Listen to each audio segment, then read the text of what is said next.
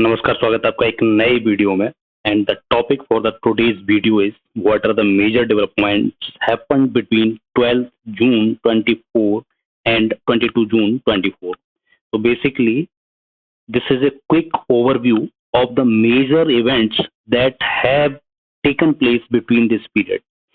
5 slides हैं मेरी। इन 5 slides के थ्रू जो भी मेजर एक्टिविटीज हुई हैं इस दुनिया में, हमारे हिंदुस्तान में, उनको मैं कवर कर दूंगा। तो इस पिछले वीक में जो भी मेजर इवेंट्स हैं, जो भी मेजर एक्टिविटी है, वो हम डिस्कस करेंगे आज के वीडियो में। तो सबसे पहले एक मेजर इवेंट, अगर आप अखबार पढ़ते होंगे, न्यूज फॉलो करते होंगे, तो आपने सुना होगा कि यूक्रेन ने 160 कंट्रीज को इनवाइट किया है पीस टॉक के लिए। पीस टॉक, और बोल सकते हो रशिया यूक्रेन का जो वॉर चल रहा है उसका सॉल्यूशन निकालने के लिए ये मीटिंग हुई। टोटल 160 कंट्रीज को इनवाइट किया था। कुछ कंट्रीज नहीं आए, लेकिन मोस्ट ऑफ द कंट्रीज उन्होंने अटेंड किया है इस मीटिंग को, जो कि स्विट्जरलैंड में हुई थी। ओके, तो नतीजा ये निकला लास्ट में कि काफी भद्दी लैंग्वेज का इस्तेमाल किया गया रशिया के अगेंस्ट में इस पीस टॉक में। तो टाइटल जो था पीस टॉक वो जस्टिफाई नहीं हो पा रहा था।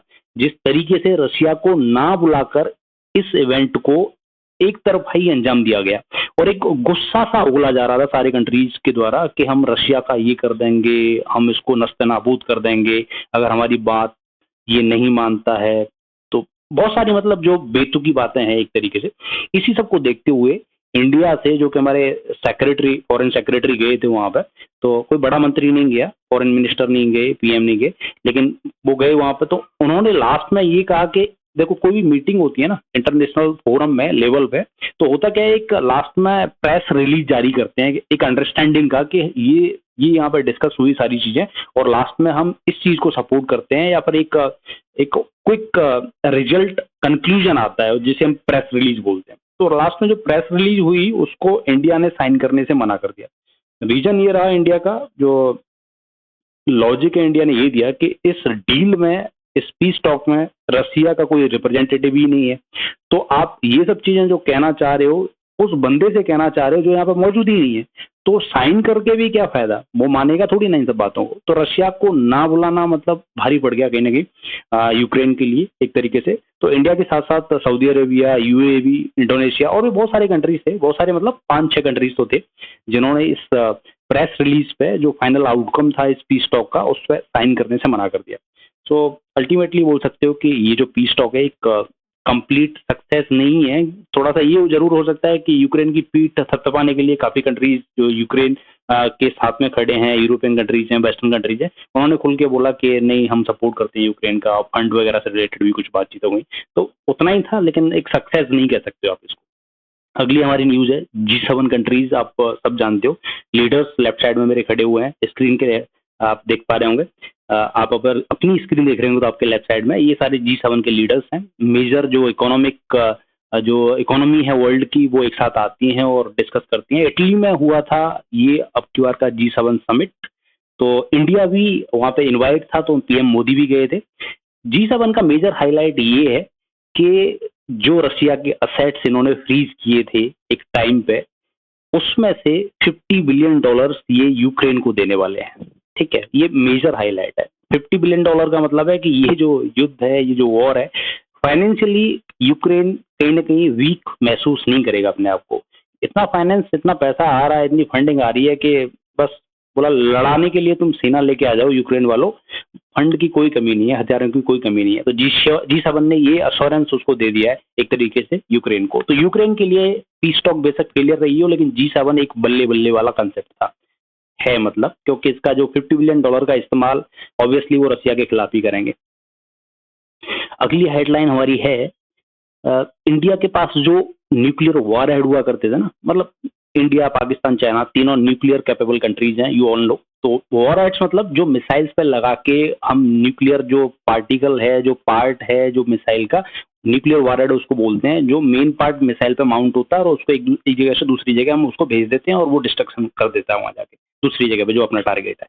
तो इंडिया के पास में, शायद बहुत सारे लोगों को पता ना हो आप में से, इंडिया के पास में पाकिस्तान से number of warheads, nuclear warheads कम हुआ करते थे अब तक। लेकिन अभी की जो एक रिपोर्ट आई है सिपरी की, SIPRI की, एक ऑर्गेनाइजेशन है, तो उसने बोला है कि इंडिया ने ओवरपास कर लिया है। जनवरी 2024 में इंडिया अभी न्यूक्लियर वॉरहेड बिल्ड कर रहा है और ज्यादा बना रहा है, तो पाकिस्तान को उसने पीछे छोड़ दिया है।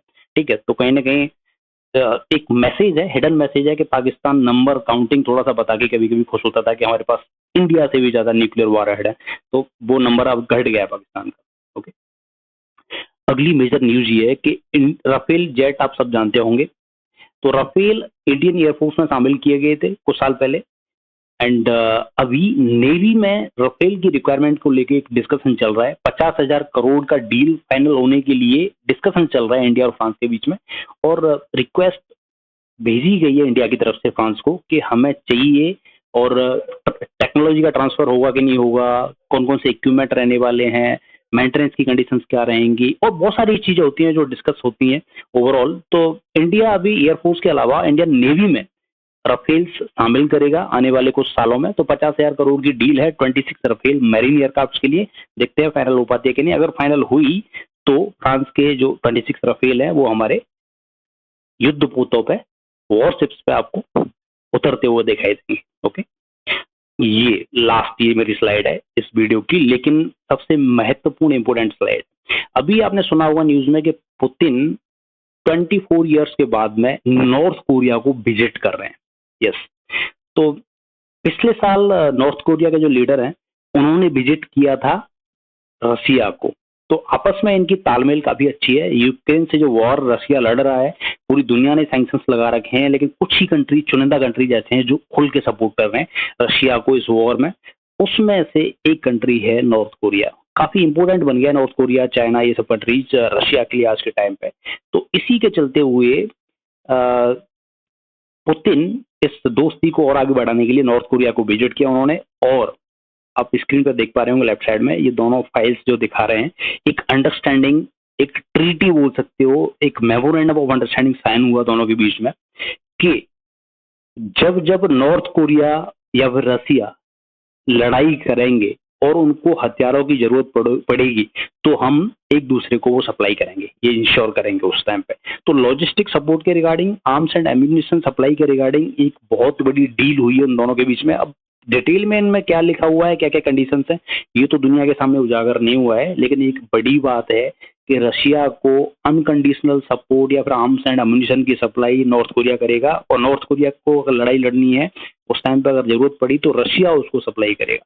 तो ये थोड़ी सी खटकने वाली न्यूज है रशिया, साउथ कोरिया के लिए, यूएसए के लिए, और भी जो कंट्रीज हैं उनके लिए, क्योंकि कहीं ना कहीं अगर रशिया का आर्सेनल कम पड़ रहा है तो नॉर्थ कोरिया उसकी भरपाई करता रहेगा। और नॉर्थ कोरिया जो कि अपने आप में ही थोड़ा सा विध्वंसक कंट्री बन के उभर रहा है आज के टाइम पे, उसको अगर जरूरत पड़ेगी तो रशिया सपोर्ट करेगा।